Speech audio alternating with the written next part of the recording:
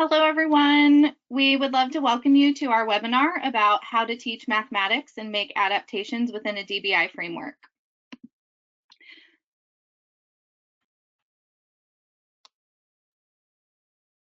Before we begin, we want to address the ways you can interact with us during the webinar. Please feel free to drop your questions or comments into the question pod, and we'll try our best to monitor those during the webinar. But additionally, we'll have time at the end of the webinar to address any questions that you may have. Just to get us, go ahead. Go ahead, Sam. No, you're good. Oh, okay, so just to get us started, I wanted to introduce myself. My name is Samantha Bos, and I'm currently at the University of Texas at Austin.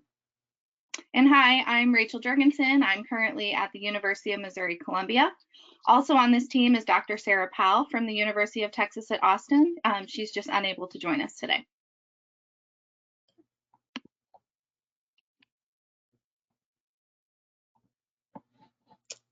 Sorry, y'all. There we go. And I'm going to turn it over to Rachel to start the beginning of this presentation. Great. So this webinar is part of a three-part series. In the first webinar, we discussed tips for implementing DBI for the synchronous and asynchronous learner.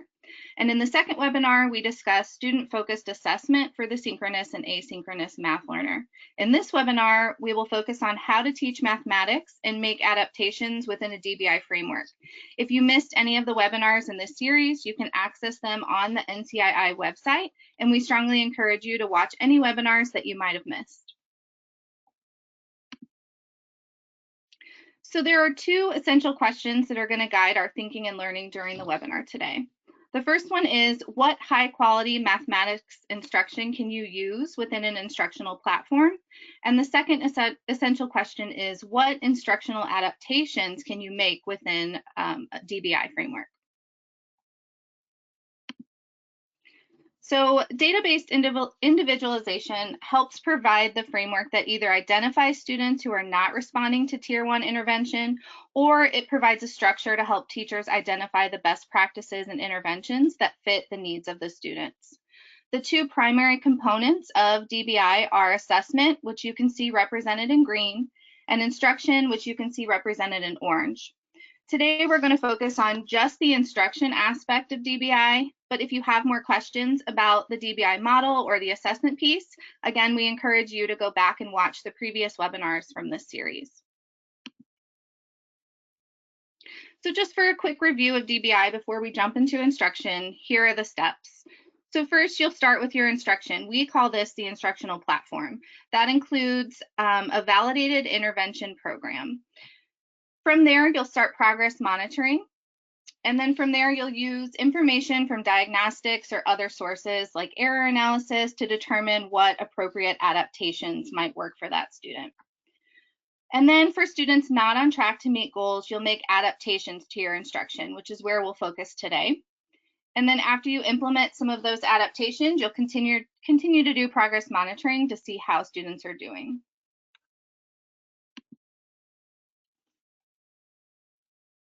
So before thinking about adaptations to your instructional platform, let's think about your instructional platform.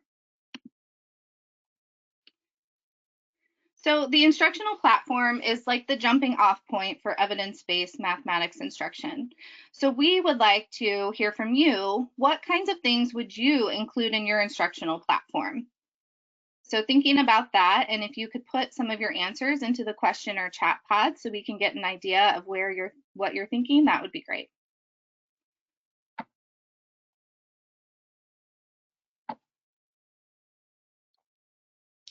Okay, I'm seeing some people respond that they use their resource period, or they use their curriculum that their district provides.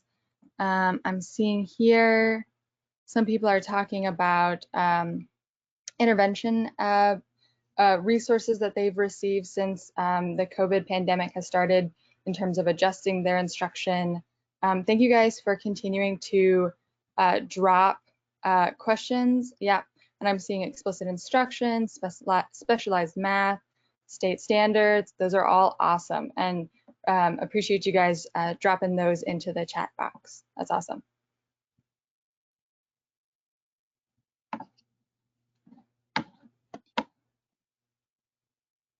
Okay, so thank you for sharing some of those things that you would include in your instructional platform. The research for students with learning difficulties points to 6 important components that should be included in your instructional platform. These include instructional delivery components such as explicit instruction, multiple representations, and using precise language. And it also includes some instructional strategies like fluency building, problem-solving instruction, and then a motivation component. Today, we're going to talk about 2 of the components in depth, and you'll see those circled on your slide in red. Those are explicit instruction and multiple representations. So explicit instruction and multiple representations are 2 of the most well-researched components for mathematics instruction. Both of them have a strong evidence base for students with learning disabilities or students who struggle with mathematics. And both of those components can be found in the IES practice guide for struggling learners. And there are hundreds of research studies to support using both explicit instruction and multiple representations.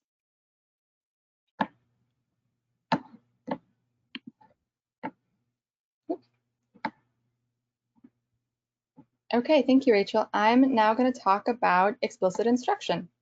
So, there we go. So regarding explicit instruction, we're going to start with that. And I just want to show you guys first up here in the corner, we see that movie icon. And if you see that on any slide, that indicates that there are, excuse me, tailored videos on YouTube about this topic. And we'll have more information about that at the end. But we encourage you guys to go back and watch some of these videos for more information. So this is the model used by the National Center on Intensive Intervention to show the components of explicit instruction. We're going to walk through the core components of explicit instruction, and when we're done, you'll have a chance to apply this model to your own lessons.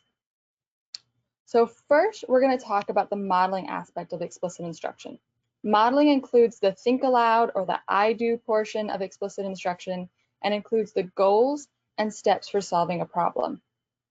Modeling is really a teacher-guided conversation and should involve student discourse and thinking in addition. While you are modeling these steps, you should be focused on precise mathematical language. And we're going to talk about that more towards the end of this presentation.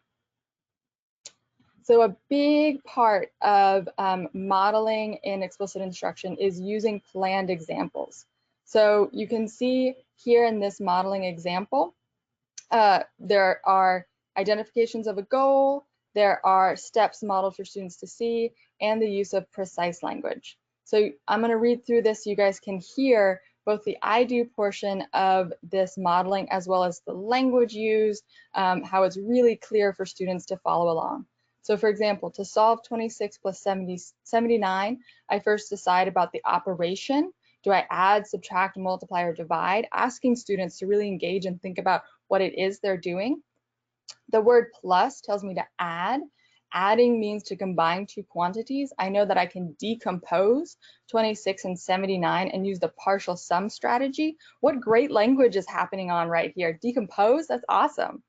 First, I add 20 plus 70. What's 20 plus 70? And this is a piece where you can get the students involved, have them answer that question. And then you can pair it back. 20 plus 70 is 90. I write 90 right here. Then I add 6 plus 9. What's 6 plus 9? And ask the students, get that engagement piece. 6 plus 9 is 15. So I write 15 here. Finally, we add the partial sums, 90 and 15. 90 plus 15 is 105. So 26 plus 79 equals 105. So you can see it's a very clear explanation for students to follow along. It is also important for you to use planned examples that are purposeful and not spur-of-the-moment decisions, as muddy examples can confuse students. You want to make sure that you incorporate a variety of ways of seeing the same math content, excuse me, as you can see above when I show division in multiple ways. And you may also want to incorporate non-examples into your modeling. Look at the bottom of the division problems, and you can see that I included a subtraction problem in there as a non-example. Research shows that students often confuse operation symbols, so it's important to provide them with practice in differentiating between symbols, including between division and subtraction here. Now to practice. Practice is where students really learn mathematics. The most important type of practice is practice where you and the students are working together to solve math problems. This is often referred to as the we do portion of practice, or the guided practice. Another helpful type of practice is independent practice. Students are solving problems on their own, but you are there to support them. This is often referred to as the I do portion of explicit instruction. As you are continuing to model and practice with your students, there are supports that run throughout your lesson to help you stay planned, organized, and really focused. These support practices are, like I said, are going to carry throughout both the modeling and practice portions of the lesson.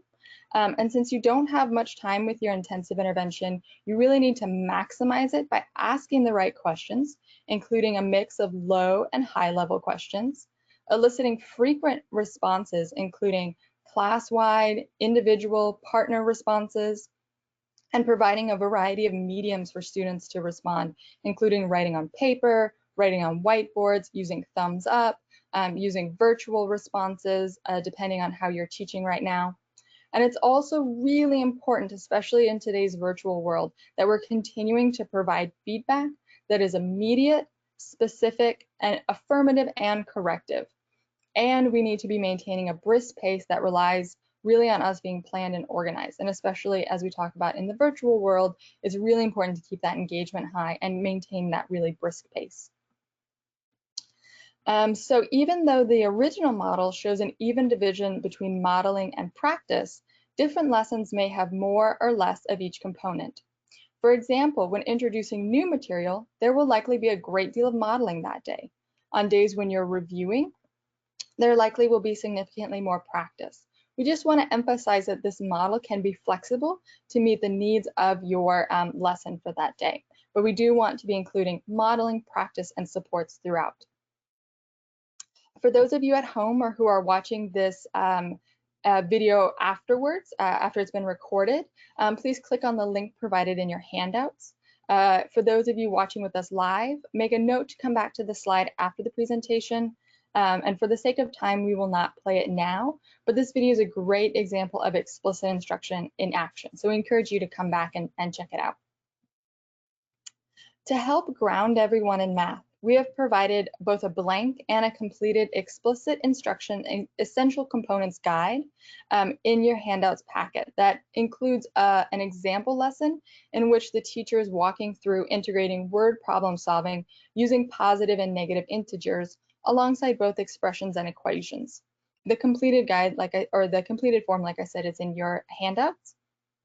But the purpose of these essential components guides is to help us really be purposeful in our planning and anticipate any challenges that we may have in teaching material to students. So for example, when you're modeling, these are really important questions to think about ahead of time.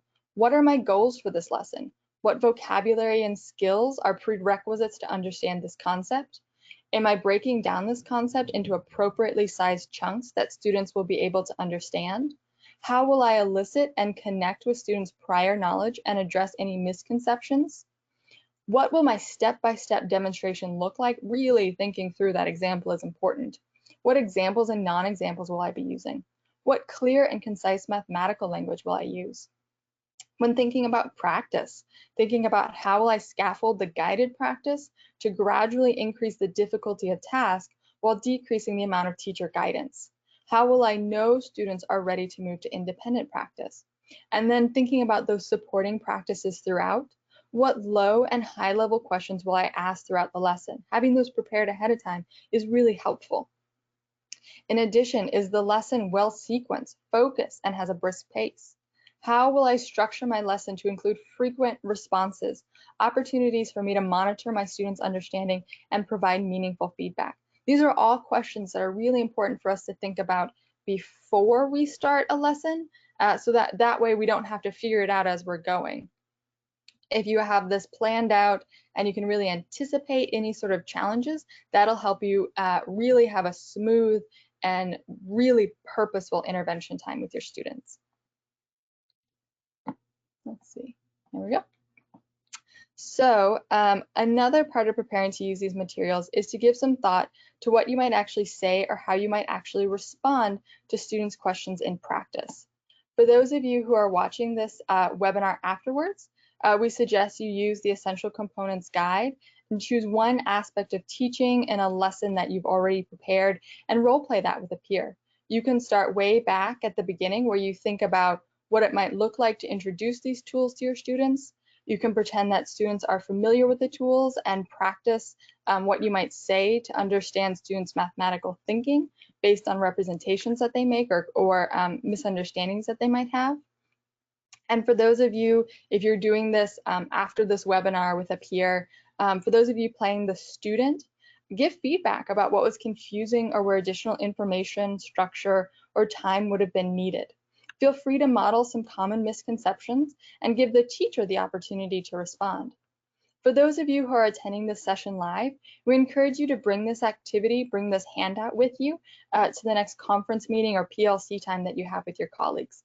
And you can see here, this is the example of the completed form that we provided for you so that you can see what it is that might be helpful for you to think about when you are planning out your lessons. So feel free, if you are watching this recording afterwards, to pause the video and check out this STAIR-tailored YouTube video on more explicit instruction. If you're watching this with us live, we have a handout with all the QR codes, or we encourage you to come back to the slide, scan this QR code, and watch some more videos that provide an even more in-depth explanation as well as more examples. Okay. All right, so I want to take a moment and pause, and let's take a moment and please let us know why you think explicit instruction is important to use with your students. Please drop your thoughts or in the question or chat pod so we can see how you guys are thinking about regarding explicit instruction with your students. Let me open this up. Yeah, so I can see we have explicit instruction. It's important because it makes things really clear for students. I can see it's research-based. Appreciate that, definitely. Let me make this a little bigger. Yeah, we can see it's very effective. It's a big sort of bang for your buck. Yeah.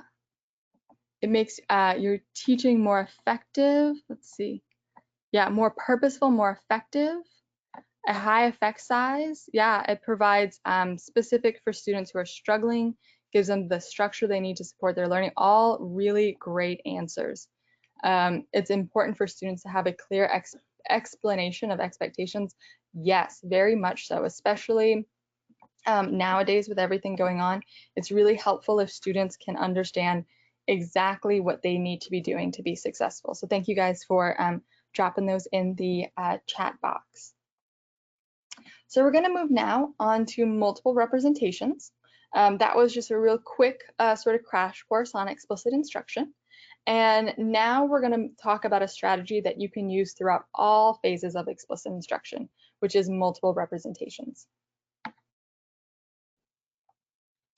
So there are three primary types of multiple representations: concrete, pictorial, and abstract. And while students often develop the use of these representations in a particular order, we wanted to point out that the representations are not in a hierarchy and can be used by any students at any grade level working on any type of mathematics. So we wanted to really show that purposefully, that you can have high schoolers working with concrete manipulatives. That's all good. There's no sort of one way to go about this. So to provide some quick examples, concrete representations are three-dimensional objects. They physically represent, whoop, sorry about that. I got too excited. There we go. They physically represent the mathematical concept. And here you can see a geoboard representing a triangle, some algebra tiles representing an expression or equation, and a cone to represent that three-dimensional, or it is the three-dimensional object. Pictorial representations are two-dimensional images, And you'll notice here, instead of the geoboard, there's a drawing of a triangle. Instead of physical algebra tiles, there are algebra tiles on an app. And instead of a cone, there's a drawing of a cone. So we've moved it two-dimensional. Abstract representations include numerals and symbols. You'll notice here that the same concepts that were represented both concretely and pictorially are now represented here abstractly. So we've just continued talking about the area of a triangle, talking about representing expressions, and then talking about the volume of a cone. This is just the abstract way to view that. So this is the most common representations that students are introduced and interact with.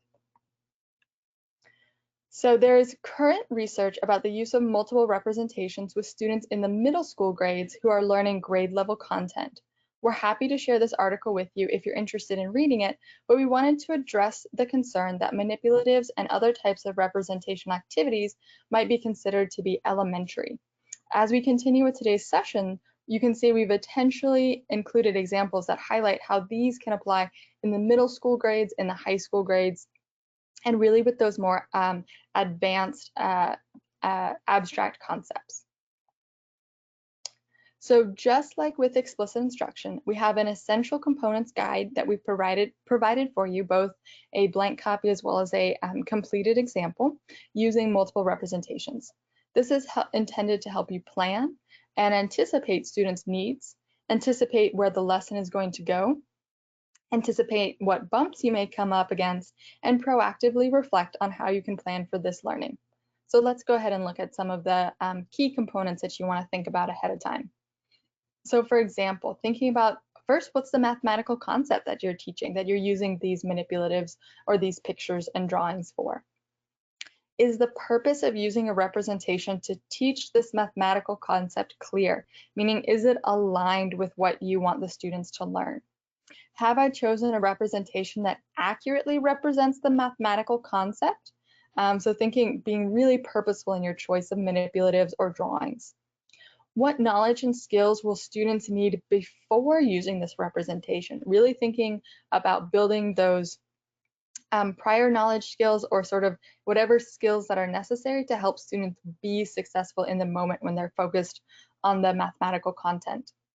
What are some potential misunderstandings students might have when using this representation? And then finally, thinking through what are some logistical considerations I should make before the lesson. So today, thinking about how do I put this in place in the classroom? How do I put this in place virtually? It's really important to think through that and plan ahead of time. So this is a tailored video that demonstrates one idea from the Strickland articles, which we referenced earlier, which is how to use algebra blocks, to model linear expressions. If you're watching this as a recording, feel free to hit pause and watch this video, and you'll notice that different blocks are available in this set, and you can start thinking about how you might introduce these blocks or how you can introduce these concepts with your students. If you're here with us live, please note this slide and feel free to come back to this QR code later on, or you can scan it now and go ahead and watch it later. But it's a great set of videos about really using multiple representations. And while we're on that topic, we've done a lot of rich learning today, but it's okay if you want to hear more information or if you want to see more examples. Sometimes it really helps to see these practices put into play. So we really encourage you to check out the YouTube Stair Taylor channel, where we have tons of videos on how you can use multiple representations in your classroom. So we want to pause now and hear your thoughts and reflections. What are some of your favorite hands-on or virtual representations? And feel free to drop those in the chat pod.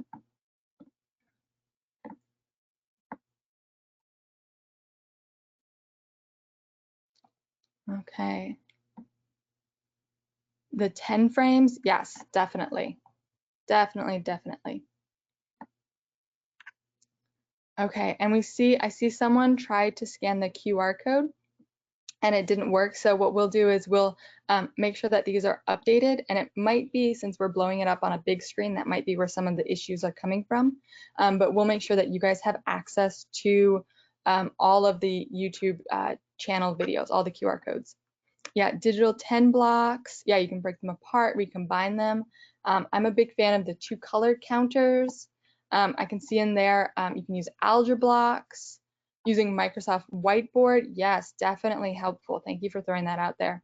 Yeah, algebra tiles, everything from combining like terms to equations, using operations with polynomials, definitely. There are so many, yep, algebra tiles, unifix cubes, virtual algebra tiles, definitely.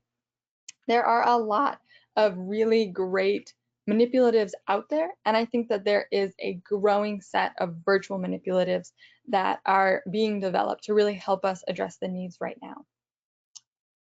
So next, for the sake of time, we're not going to discuss these questions in depth, but if you're watching this video remotely afterwards, especially if you're watching this during a PLC meeting or with a team, we really encourage you to discuss these questions with your other colleagues and be purposeful in incorporating explicit instruction and multiple representations in your classroom. If you're watching this live with us, we really, again, encourage you to sort of take these questions with you, bring them to your next PLC or bring them to your next planning period so that you can talk about these aspects or reflect on these and be purposeful in how you want it to implement explicit instruction or multiple representation. So how do you see either explicit instruction or multiple representations fitting into what you're already doing? We don't want to burden anyone. We want to make sure that this is seamless and that we are incorporating and building on our strengths. What do you see as possible challenges to using explicit instruction or multiple representations?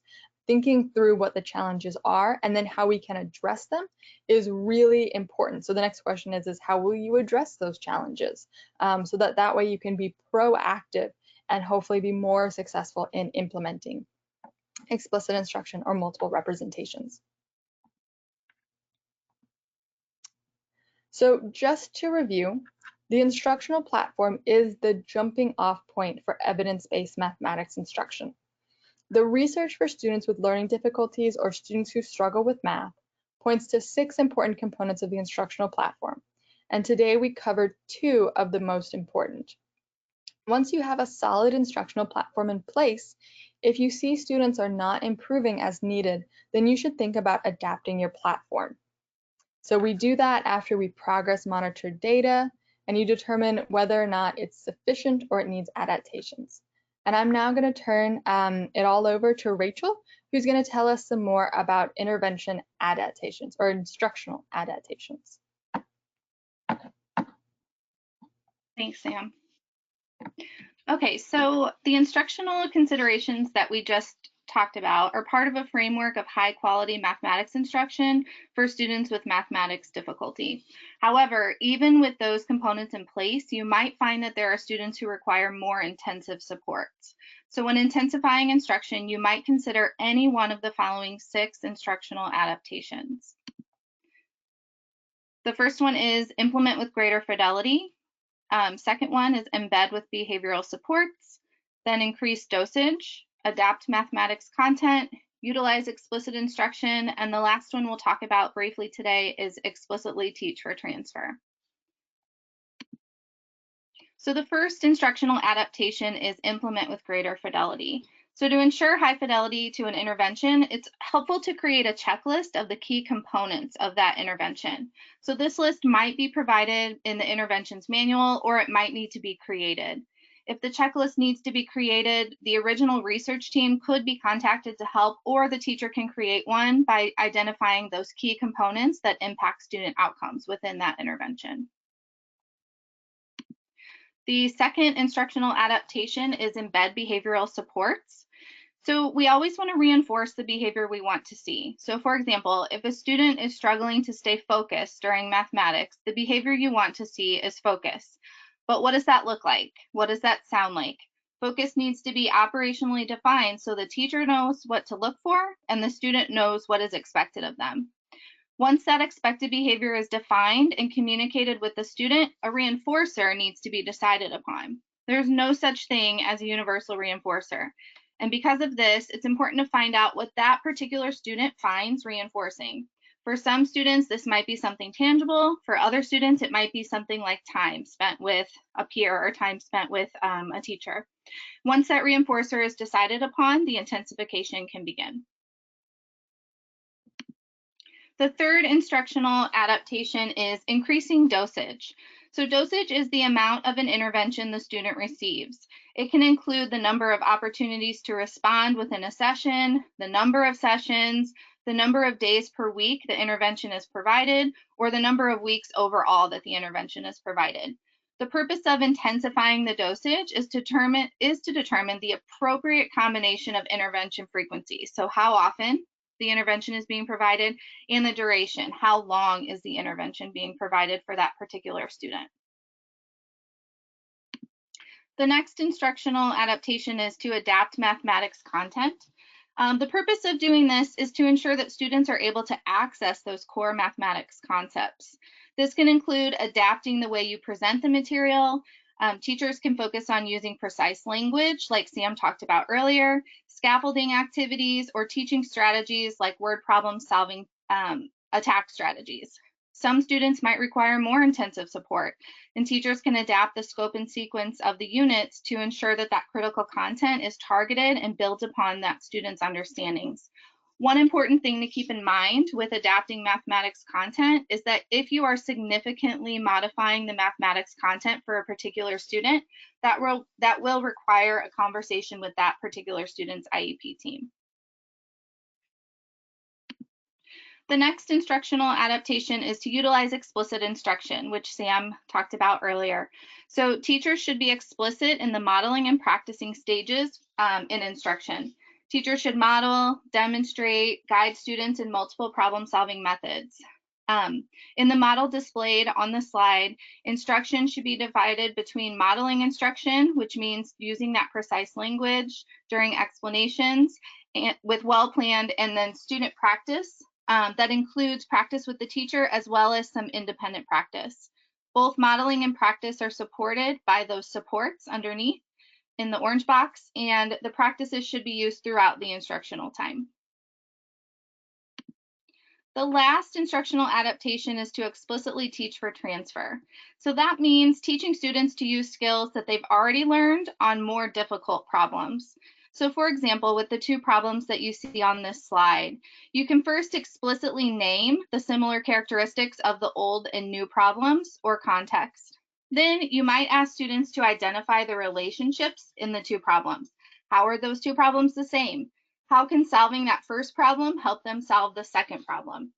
And then to extend this transfer, ask students to represent either problem in that abstract notation. And continue to draw students' attention to how the skills and relationships in that one problem can help them with their understanding of the new problem.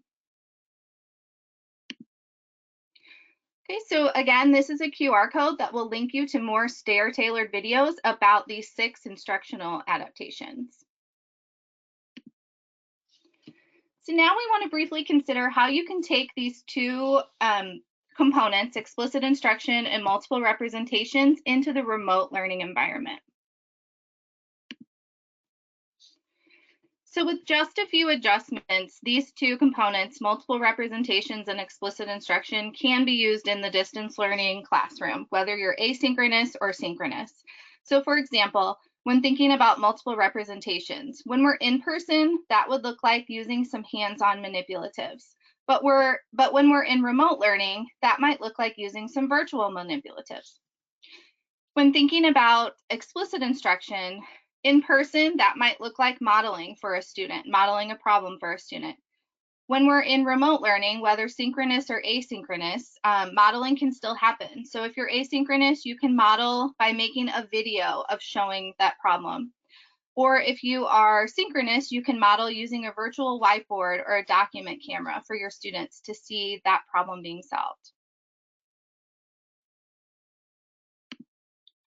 So throughout the webinar, we've referenced several different STAIR-tailored videos that will give you more information about any of the ideas that we've discussed today. If you want to quickly and easily access those STAIR-tailored videos, the easiest thing to do would be to subscribe to our Project STAIR YouTube channel. New videos are posted weekly, and we have a new series of videos coming out specifically about the use of virtual manipulatives. So to kind of start to wrap up everything we've talked about and discussed and learned today, we want to hear from you about strategies that you might have heard of, that might be new, or that you were reminded of, that you plan to start using with your students. And if you could put what you're thinking in the question or chat pod, we will monitor those and share some of the thoughts that you have.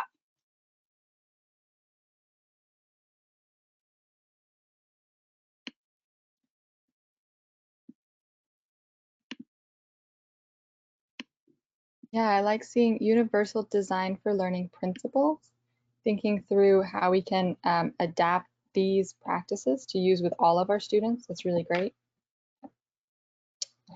Let's see, we're also seeing implementing virtual manipulatives. That's definitely something that we encourage a lot of you guys to try if you haven't already. Thinking about how you can use explicit instruction and multiple representations in the classroom. That's really great. Let's see. I'm also seeing using the high and low level questions. That's awesome. We really encourage you guys to really balance students' mix of sort of those comprehension questions and then again to sort of that more abstract thinking and supporting them really developing that conceptual understanding. That's awesome. And then let's see. And then yes, CRA, which is another term for multiple representations, or CPA, every day. I love that. I love that enthusiasm. That's awesome. Yeah, giving students the opportunity to really develop that conceptual understanding and that conceptual knowledge by really linking it to the real world is awesome and really provides them with a really great grounding. Yeah, so thank you guys. I'm excited to see some of these ideas that you guys are gonna start right away. That's awesome. Okay, so before we move to time for questions, we just want to take a moment to thank the other members of our team at the University of Missouri-Columbia, the University of Texas at Austin, and Southern Methodist University. We also want to thank the funders of this grant, the Office for Special Education Programs, and we now want to open it up for questions. So if you have questions for us, we would love for you to drop those in the question pod, and we will definitely take time to try to answer those.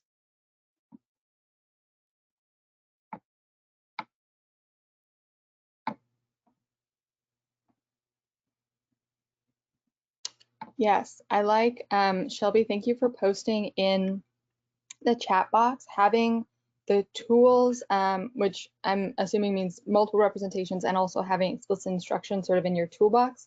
Having that an option from the first day of school is really key, helping students really become familiar with the use of concrete manipulatives, the use of different pictorial drawings from the start is really awesome. And if we know it's the middle of the year now, so if this is something that you want to start, it's never too late to start using explicit instruction or multiple representations, or it's never too late if you have a really strong intervention already in place to be collecting that data, progress monitor, and make sure that you are adapting as needed. So I see a question in the chat. What platforms do you recommend for virtual learning? Rachel, do you want to take that one? Yeah, sure. So if you're thinking about asynchronous learning, some platforms that I've seen work really well with teachers are things like Screencast-O-Matic, Screencastify, or Loom. Those are all free options that you can use if you're trying to model some things in an asynchronous situation, like make a video for modeling. In synchronous learning, you can think about if you use Zoom, there's a whiteboard feature that you could use for modeling. Google Jamboard is a really great resource to use if you're wanting to model synchronously.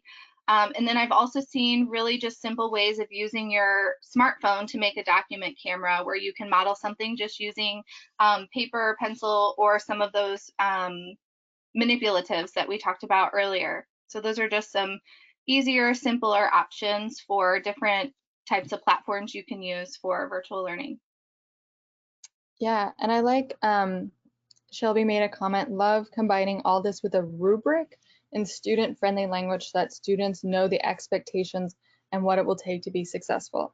There's just so much going on right now that the more we can make things really clear to students, what the expectations are, what's going to be happening, especially if you're teaching either in a virtual only or in a blended environment, is really awesome. So yeah, thank you, Shelby, for suggesting that. The more that we can do to sort of just sort of ease the cognitive load on students, the more that we can just sort of have them really focused on the math concepts is really great. And I see here a question about recommended virtual manipulatives. So we do have a database of different manipulatives that we've used. I'm going to be totally honest with y'all. I'm scared if I leave this to go copy the link that I'll somehow like break down the whole thing. So I will be sure that you guys have access to that database of virtual manipulatives. But we really encourage you guys to get creative. And like Rachel said, using the dot cam is really great.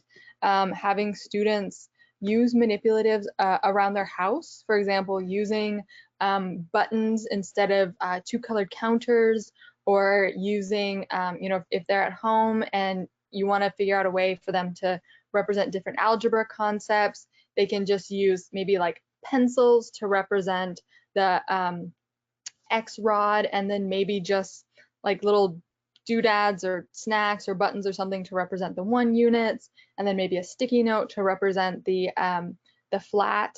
Thinking about how we can really get creative with what the students have at home is really helpful, especially if you're in an area where maybe connectivity isn't great, or if you're in an area, I've heard from a lot of parents and from a lot of people right now just worried about that screen time. So if you can provide manipulatives that the students can use on their own is really great. That's the nice thing about a lot of concrete manipulatives, is a lot of them, I mean, they're representations by definition. So it's really, we have a lot of freedom to get creative with those. And I do promise, like I said, I will get you guys the link to the other virtual manipulatives. And I'll do it in a way that doesn't end the whole presentation. Let's see. We also, let's see. So we've also had a question about the project in general. So this project STARE, we work with middle school middle school math teachers. And so people were asking about what are some of the things that they've been saying, or what have they found to be helpful. And I guess something that we've heard a lot from our past teachers is that they appreciate providing that the focus on explicit instruction, multiple representation, has really made them very purposeful in their instruction. So we know right now it's really hard to find time to do extra stuff. So we're not trying to ask anyone to do anything extra. We're just trying to ask you to be really purposeful in what you are doing. Let's see. So I have a question here. I do, we do, you do does not really fit with the mathematical shift supported by NCTM and NCSM. What consideration was given to those shifts? So I'll just touch on the purpose of this project is really to focus on strategies that students who struggle with mathematics provide teachers with those strategies to really help those kids. And so that's really been the primary focus. And we have found that when teachers sort of integrate some of those best practices, like using precise languages, using planned examples, those really benefit all students. Rachel, do you have anything you want to add to that? Yeah, I'll just add, I think it's just important to always remember that one particular instructional model doesn't work for all students. So, like Sam said, the purpose of this project is to really focus on those students who might be struggling with maybe some other form of instruction that might be happening in the classroom, and to really target so that they can get those skills that they need. Um, but yeah, just to keep in mind that not one thing works for all students, and it's all about using that data to find out what does work and what is working for particular students so that they can all be successful. Yeah, definitely. We have another question on suggestions for how to allow students to collaborate virtually. And this is, I think, such a huge issue right now. And so I really appreciate Megan for you for asking that question. Um, so I would say in terms of collaborating virtually, there's a couple things that you need to think about in terms of setting that expectation for the students. So depending on whether you have little kids, if you have elementary, middle school, or high school, whichever grade level you have, you really want to make sure that, again, the expectations are very clear for what they're doing in those virtual collaboration settings. If they're old enough and mature enough to be in a breakout room by themselves, I think that's a really great option for students to have the opportunity to interact with one another, especially students who may not have other social outlets. To be able to actually like talk to their peers is really great. I've seen teachers who make uh, like Google slide presentations. And so what they do is they put every group is assigned to one Google slide page, I guess. And so what will happen is you as the teacher can see what they're doing on that Google slide, and then they can also see what everyone else in the classroom is contributing to that overall presentation, even if you're just asking them to solve math problems or something like that.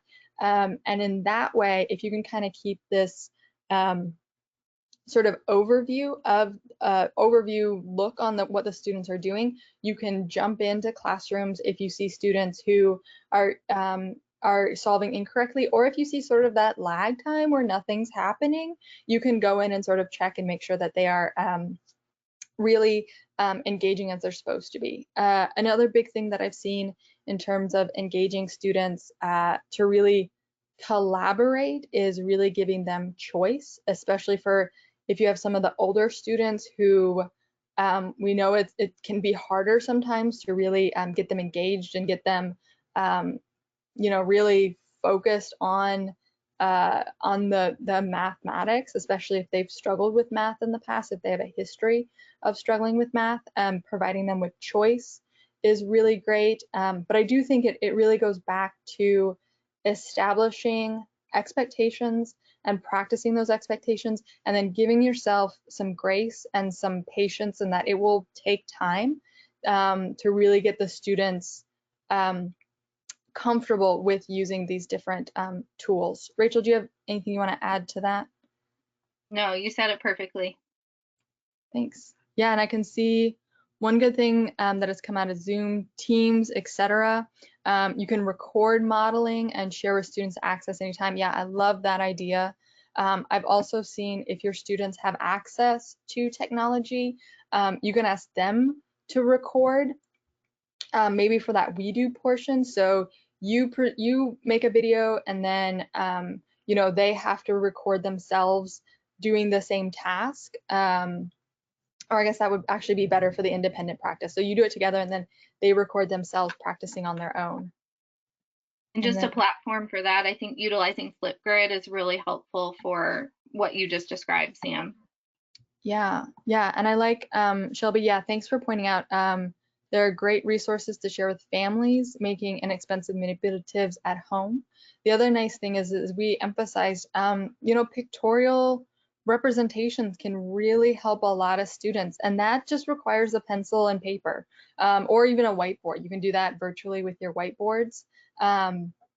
So thinking through, you don't necessarily have to buy like the latest and greatest manipulative set. You can use what's around the house. You can encourage students to draw out different ideas. That can be really helpful. And then let's see. Yes, and then let's see. Shelby dropped in the chat Edutopia about math manipulatives junk drawer. Yeah, use what you got. That's awesome. That's awesome. Clicking through these. Okay. This is a really great question. So how did we determine who qualified as students needing tier 2 interventions? Rachel, do you want to take that or do you want me to adjust that? Go for it. Okay, so in our program, what we did is we were really flexible with the teachers because part of our program was included a lot of progress monitoring data on the students themselves. So we needed students who the teachers felt would really benefit from this program and would really like take it seriously, because we did ask the students to take a couple of diagnostic tests, and if you have a student who is just going to click, that's not really helpful for the project. So we were really open with teachers in terms of picking students who they thought would be in attendance, have really good attendance, because that's really key. Students who they felt would really participate and really benefit from the program. And then the other thing that we asked teachers is that if their students had an IEP goal, those were really the kids that we wanted to focus on, but we left it up to the teacher's discretion to think about if you just know the student is really struggling. Hopefully you had a chance to go and watch the first webinar on the database individualization. Dr. Lemke and her team did a really great job talking through sort of the logistics of DBI, sort of some fundamentals of it, and they get in a little bit more deeply in terms of who should you be progress monitoring, who should you be adapting your instruction to, because you know, if you're a middle school or high school teacher and you have 100+ kids, you can't be progress monitoring all those kids. That would be insane. So you really need to be like hopefully we've been emphasizing really purposeful is what we've been really focused on. And let's see, I am loving this chat box. Kids learning so much on YouTube, modeling videos like the Khan Academy, or yeah, so many things nowadays. You can sort of search like how to do XYZ, and there's usually YouTube videos out there.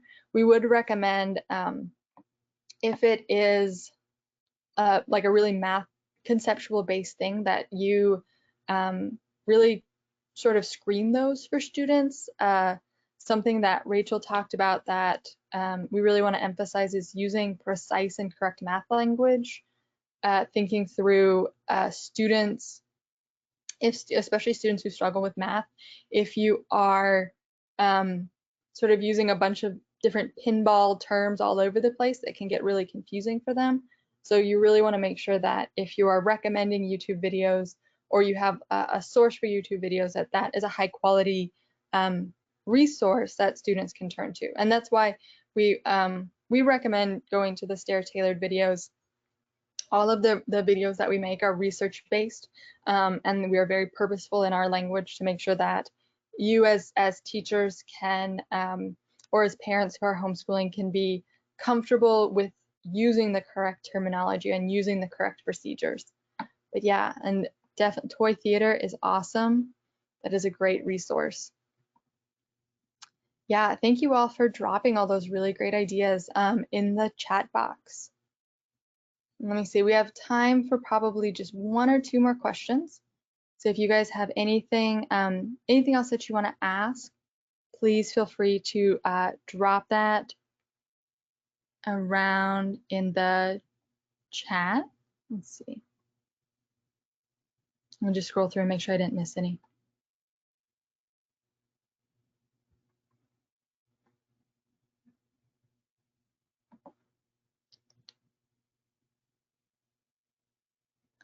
And I like, so I guess, Rachel, something I've seen is how would you integrate this with co-teaching? Do you have ideas on that, or do you want me to touch on that, just because we have some co-teachers we're working with this year? Yeah, I think what I would just add to that just goes back to that being purposeful and planning, and really thinking about what that collaboration might look like beforehand that would be the most beneficial for the student that you're working with. Yeah. And exactly, just try and be really purposeful, y'all, with your time. You really want to make sure that you are really honoring your own time as teachers and instructors, not sort of just making more work for yourself. We really want to emphasize that you are just working smarter, hopefully not harder. Everyone's working too hard anyway nowadays, so just make sure you're giving yourself some grace, that you are collaborating with others. Let's see.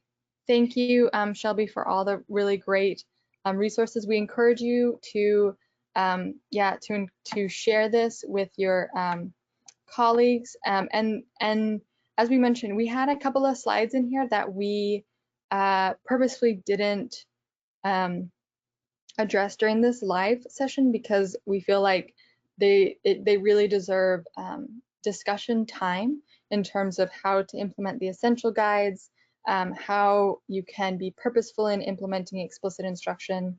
And we really hope that you take this webinar, if you're attending it live or if you're watching this afterwards, after it's been posted.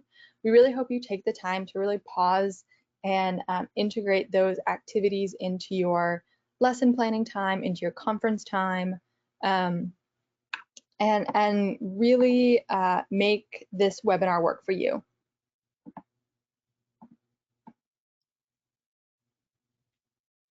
Okay.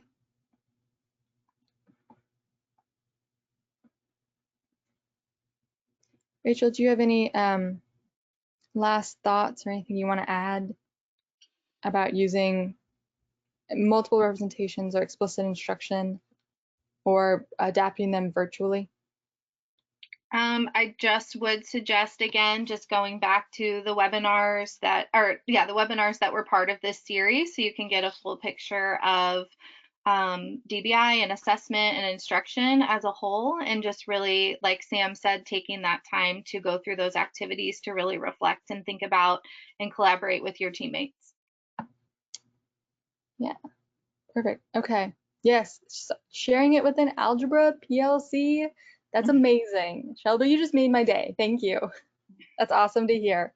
Yes, please feel free to, and you can also pair this with the NCII has a really great mathematical instruction interventions course that they were dropped into the chat that Amy dropped in terms of mathematics in the mathematics course.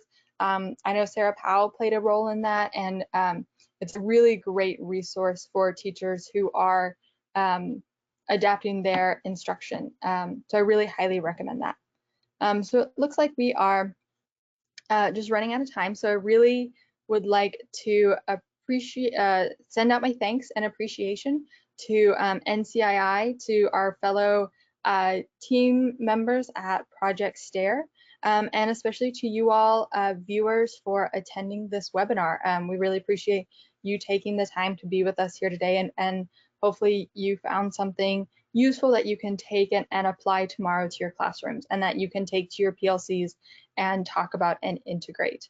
Like Rachel said, we hope that you go back and that you watch the previous webinars, and if you have questions or comments, we're really going to continue this conversation about how to implement DBI in the virtual world.